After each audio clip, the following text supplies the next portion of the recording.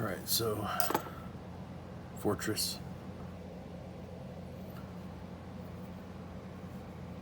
It's ground off the edge. I don't know why. Doesn't affect the lock any. I don't know. Bottom of the keyway tension. Just gonna use like a D-Force diamond. Just go right down the stack. See if I can get it.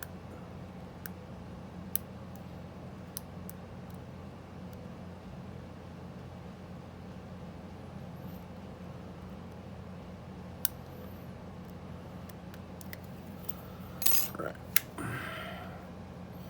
There we go. It's got two locking pawls. It's aluminum body.